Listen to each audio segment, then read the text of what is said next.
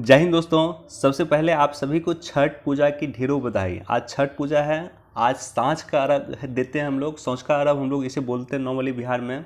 तो आप सभी को छठ पूजा की ढेरों बधाई।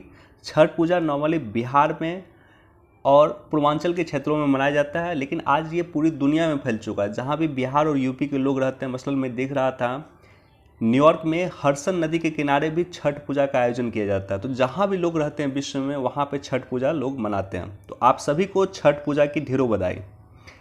10 नवंबर 2021 के न्यूज एनालिसिस स्टार्ट करते हैं। चलिए डिस्कशन स्टार्ट करते हैं। फर्स्ट पेज पे दो न्यूज़ इंपॉर्टेंट है, एक तो यह न्यूज़ इंपॉर्टेंट है, एक यह न्यूज़ इंपॉर्टेंट है।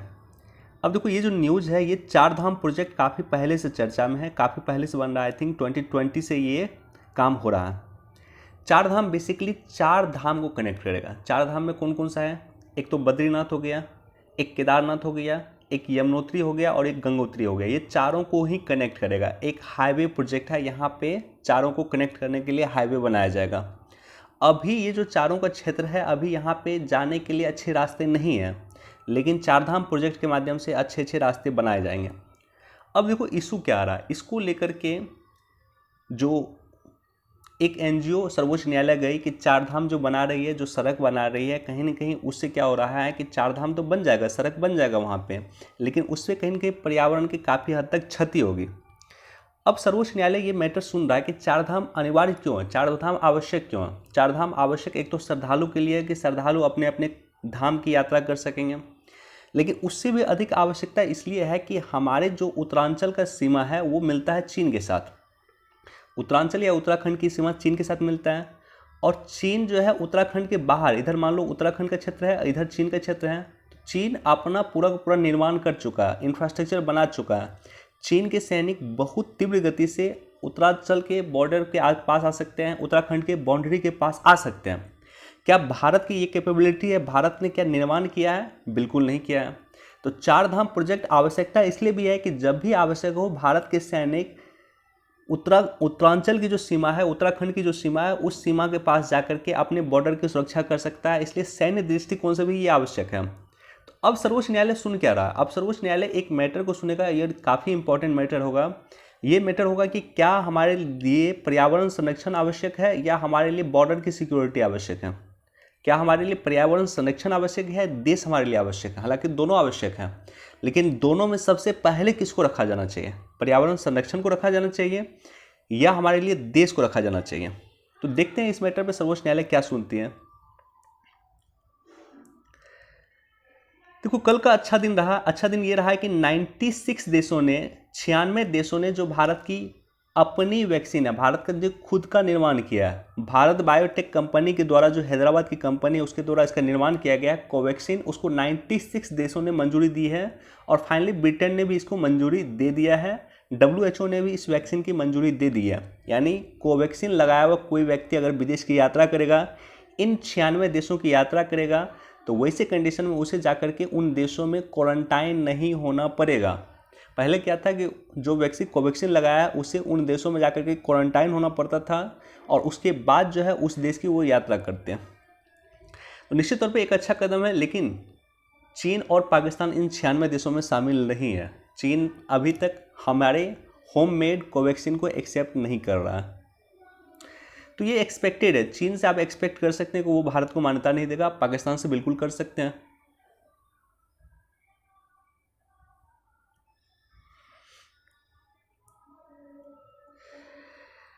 देखो, एक रिपोर्ट आया है।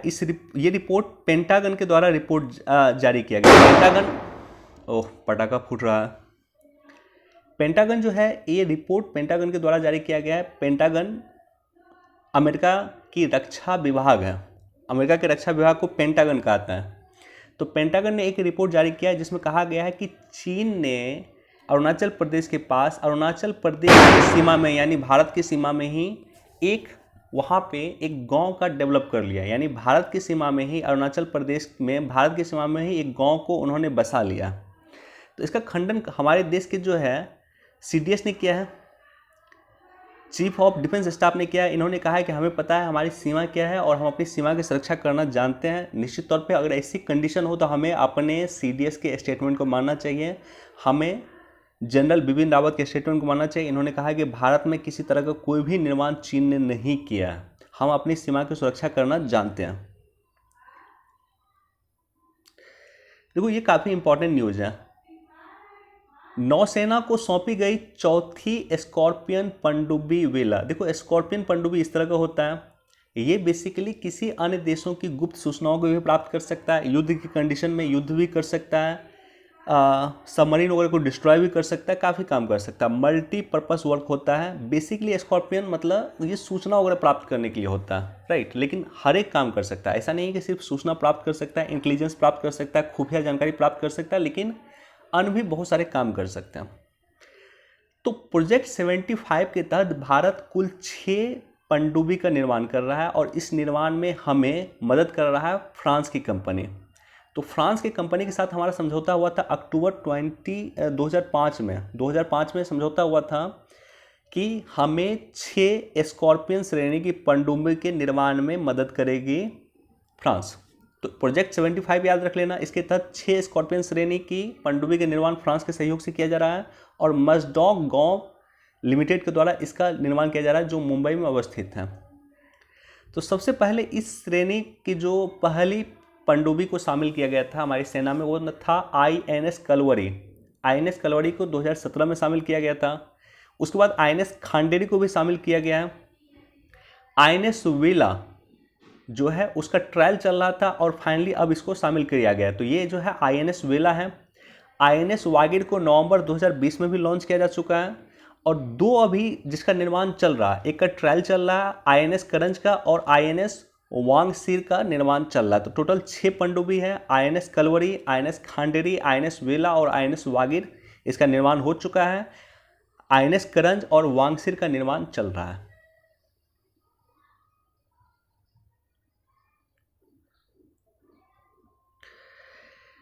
देखो NSC लेवल की टॉक भारत ने बुलाया था और ये अफगानिस्तान के मुद्दे को लेकर के भारत NSC लेवल की टॉक बुलाया था, जिसमें जितने भी पड़ोसी हैं अफगानिस्तान के सभी पड़ोसी को भारत ने आमंत्रित किया था।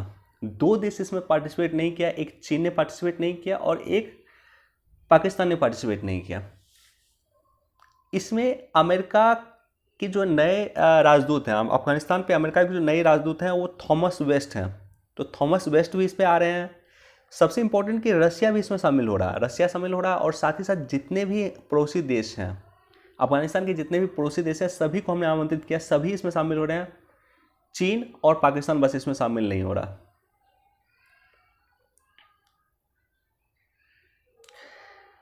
देखो ये भी काफ़ी इंपॉर्टेंट न्यूज़ है।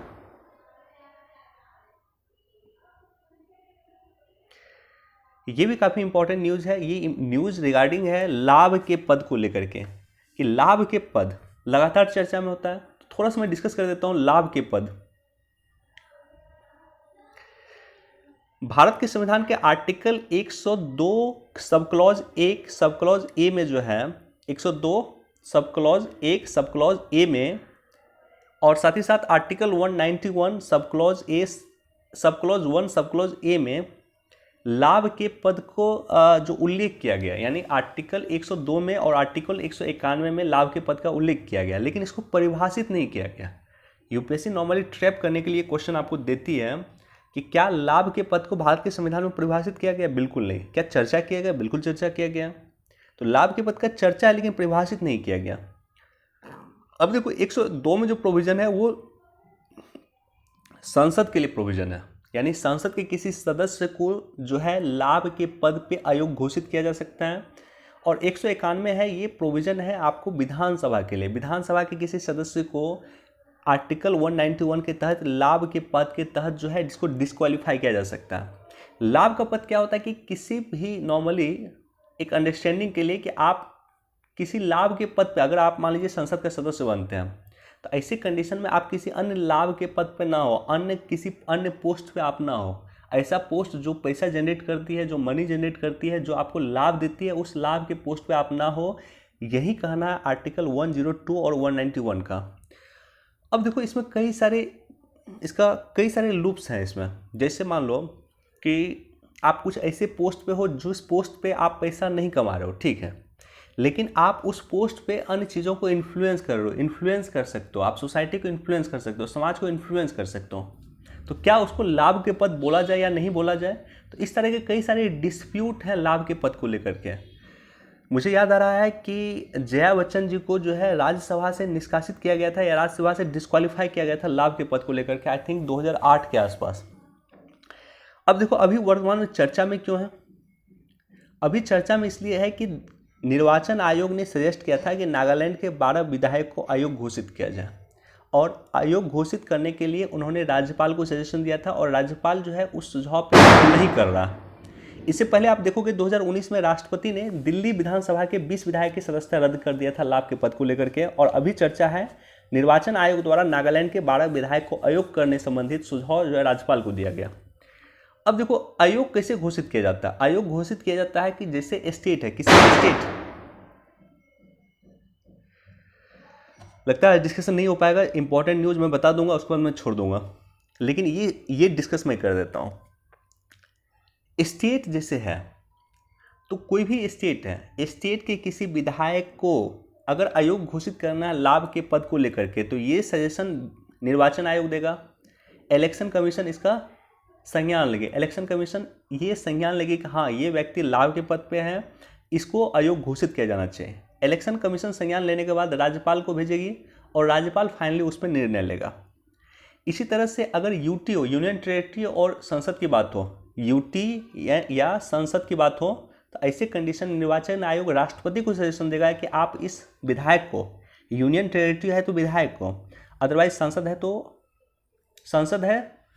तो संसद के सदस्य को, तो उनको आयोग घोषित किया जाए। इसके लिए निर्वाचन आयोग सजेस्ट करेगा राष्ट्रपति को, और राष्ट्रपति निर्वाचन आयोग के सजेशन के अनुसार उन व्यक्ति को लाभ के पद के तहत आयोग घोषित कर सकते हैं। इसको भी एक बार आप लोग देख लेना। सेंट्रल विस्टा प्रोजेक्ट काफी चर्चा में है, इसको आप लोग पढ़ सकते हो। आज का कुछ न्यूज़ काफ़ी इंपॉर्टेंट था, लेकिन आसपास में जिस तरह से पटाखे फूट रहे हैं तो मुझे नहीं लग रहा कि मैं डिस्कस कंप्लीट कर पाऊंगा आज, लेकिन इंपॉर्टेंट न्यूज़ मैं चर्चा कर देता हूं, वो आप लोग देख लेना। Vice admiral R Hari Kumar जो हैं अगले भारत के नौसेना प्रमुख होंगे। वनडे एग्जाम में पूछा जा सकता है आर हरि कुमार अगले नौसेना प्रमुख होंगे, क्योंकि ये जो नौसेना प्रमुख है हमारे करमबीर सिंह, ये 30 नवंबर को रिटायर हो रहा है। देखो एक रिपोर्ट आया ढाका यूनिवर्सिटी के प्रोफेसर के द्वारा। इस रिपोर्ट में कहा गया है कि जिस प्रत्येक दिन 600 लोग जो है छोड़ रहे हैं बांग्लादेश, 600 हिंदू लोग जो है रोजाना बांग्लादेश छोड़ रहे हैं। 1964 से लेकर के 2013 तक इस तरह का हुआ है, प्रत्येक दिन 600 लोगों ने औसतन बांग्लादेश छोड़ा। यही कंडीशन रही तो बांग्लादेश में कोई हिंदू कुछ दिन के बाद नहीं बचेगा। और यहाँ पे ग्राफ भी दिया हुआ है कि देखो ये ग्राफ दिया हुआ 1960 में लगभग 28.5% बांग्लादेश में हिंदू थे, जो 2020 में सिर्फ 8% है। तो इसलिए कभी कभी जब चर्चा होती है देश में सीए को लेकर के, सिटीजनशिप अमेंडमेंट एक्ट को लेकर के चर्चा होती है, तो इस तरह के रिपोर्ट को सरकार कोट करती है कि चूंकि ये कंडीशन बांग्लादेश में हो रहा है, ये कंडीशन अफगानिस्तान में हो रहा है, पाकिस्तान में हो रहा है, तीनों ही देश के तहत जो सीए में जो हमने शामिल किया था, ये तीनों ही देश के जो है गैर मुस्लिम लोगों को शामिल किया था, बांग्लादेश, अफगानिस्तान और पाकिस्तान।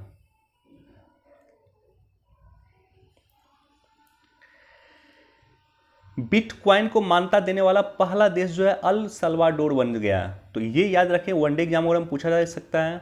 बिटकॉइन की मार्केट कैपिटल हो चुकी है 225 लाख करोड़ रुपए, बहुत बड़ा अमाउंट होता है। इसलिए सरकार ने फाइनली डिसाइड किया है कि बिटकॉइन पे टैक्स लगाने की सरकार तैयारी कर रही है, और अगले जो सेशन है लोकसभा सेशन में हो सकता है सरकार इस पर चर्चा करे।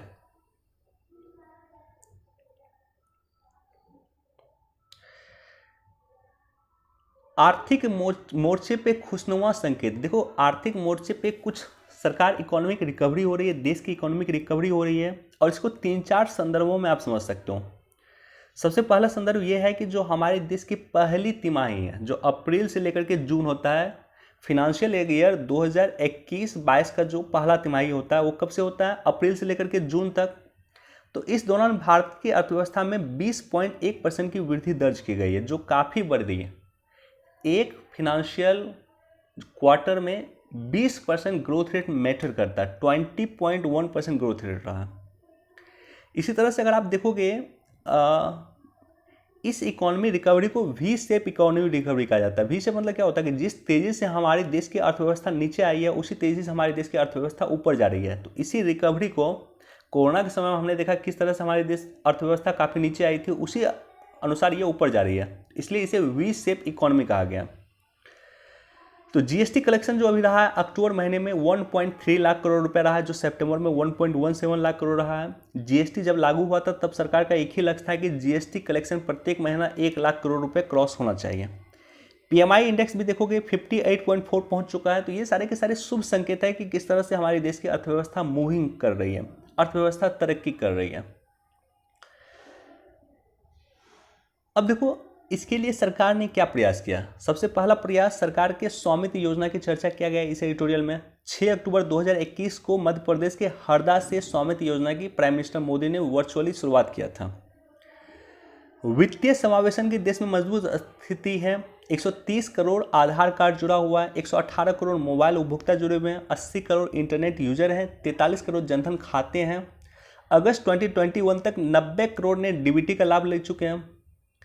इसके अलावा एनएसएसओ के एक आंकड़ा के अनुसार ये कहा गया है कि देश की अभी 54 मंत्रालय में 300 से अधिक योजना का DBT, direct benefit transfer, direct आपके खाते पे सरकार जो मदद भेजती है उसे डीबीटी कहा गया है। उस माध्यम से 54 मंत्रालय के 300 से अधिक योजनाओं को डीबीटी के माध्यम से संचालित किया जा रहा है। 26 अक्टूबर को आयुष्मान भारत मिशन हेल्थ के तहत 64,000 करोड़ रुपए का सरकार ने निवेश किया है और 21 अक्टूबर को 100 करोड़ कोविड डोज लग चुका है। ये सारे के सारे काम के कारण ही हमारे देश की एक अर्थव्यवस्था तेजी से रिकवरी कर रही है। इसको पढ़ लेना, इसको मैंने जो इंपॉर्टेंट पार्ट था यहाँ पे मैंने हाईलाइट कर लिया। देखो इशू क्या है, इशू भी मैं बता देता हूँ बस 1 मिनट में। एक मैटर हुआ था, उपहास सिनेमा अग्निकांड हुआ था आज से 24 वर्ष पहले दिल्ली में, और इस मैटर की सुनवाई सोचो 24 वर्ष के बाद न्यायालय ने किया। Justice delayed is justice denied. Late से न्याय मिला न्याय नहीं मिलने के बराबर है। किसी व्यक्ति को 24 वर्ष के बाद न्याय मिला, सोचो क्या ये कहीं से भी जस्टिफाई होता है। एक व्यक्ति जो उस समय मान लेते हैं 20 साल का होगा आज 44 साल का हो गया होगा, जो 25 साल का होगा आज 50 साल का हो गया होगा। तो जस्टिस डिले मिलना, जस्टिस लेट से मिला जस्टिस नहीं मिलने के बराबर होता है। और इसका कारण क्या है, इसका कारण भी कुछ एडिटोरियल में बताया गया। 3-4 कारण बताया गया कि कभी सर्वोच्च न्यायालय कोई दिशा निर्देश जारी करती है तो राज्य सरकार उसको नहीं मानती है। जैसे सर्वोच्च न्यायालय ने 2006 में 7 सूत्री पुलिस रिफॉर्म्स को लेकर के 7 सूत्री दिशा निर्देश जारी किया था, जिसे राज्य सरकार और केंद्र सरकार नहीं माने। इसी तरह से कभी केंद्र सरकार कोई निर्णय लेती है तो उसे सर्वोच्च न्यायालय नहीं मानती है। मसलन एनजेसी का जो प्रोविजन किया गया था, राष्ट्रीय न्यायिक नियुक्ति आयोग का जो प्रोविजन किया गया था, उसे सर्वोच्च न्यायालय ने खारिज कर दिया। 99th संविधान संशोधन के माध्यम से एनजेसी का प्रोविजन किया गया था, राष्ट्रीय न्यायिक नियुक्ति आयोग का प्रोविजन किया गया था, जिसे सर्वोच्च न्यायालय ने नल एंड वाइड कर दिया, जिसे मानने से इनकार कर दिया था सर्वोच्च न्यायालय ने, उसको खारिज कर दिया था सर्वोच्च न्यायालय ने। संविधान संशोधन को पूरी तरह से खारिज कर दिया था, सोचो। इसी तरह से आप देखोगे कि संसद और विधानसभा द्वारा अनुमोदित कानून को रद्द किया गया है।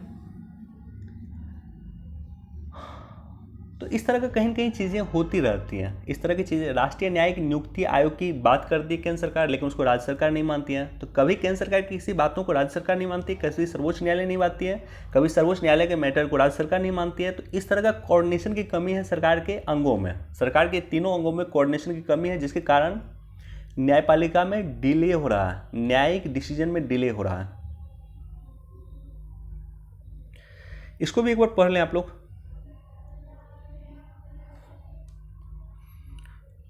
देखो इसको भी एक बार पढ़ सकते, बहुत इंपॉर्टेंट नहीं है, लेकिन इसको आप लोग एक बार देख सकते हैं।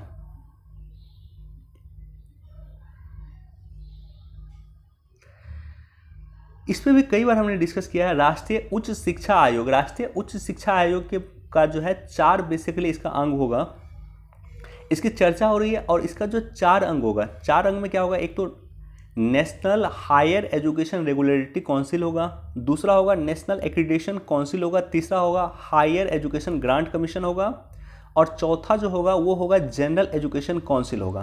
तो ये बेसिकली 4 अंग होंगे और ये चारों अंग को मिला करके higher education commission of India की स्थापना किया जाएगा, जो यूजीसी का स्थान लेगा। तो हो सकता है इसको लेकर के अभी गति तेज चल रही है और उसका जल्द से जल्द हो सकता है सरकार इस पर निर्णय लेगी, क्योंकि वित्त वर्ष 2020 में ही सरकार ने अपने भाषण में कहा था कि राष्ट्रीय उच्च शिक्षा आयोग का गठन किया जाना चाहिए। और जिस तरह से अभी देश में नई शिक्षा नीति आ गई, उसके बाद इसकी प्रासंगिकता और बढ़ चुकी है, क्योंकि नई शिक्षा नीति में भी इसकी चर्चा किया गया था। भारतीय उच्च शिक्षा आयोग के गठन की चर्चा नई शिक्षा नीति में भी किया गया था।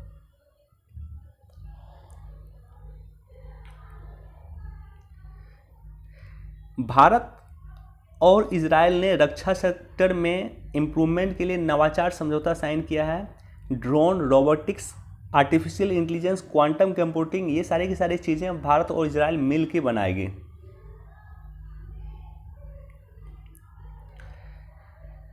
इसको भी एक बार आप लोग देख लेना। चलिए, इतना ही न्यूज़ इंपॉर्टेंट था। वीडियो देखने के लिए आप सभी का बहुत बहुत धन्यवाद। छठ पूजा को अच्छे से आप लोग एंजॉय कीजिए। चलिए, धन्यवाद, थैंक यू सो मच।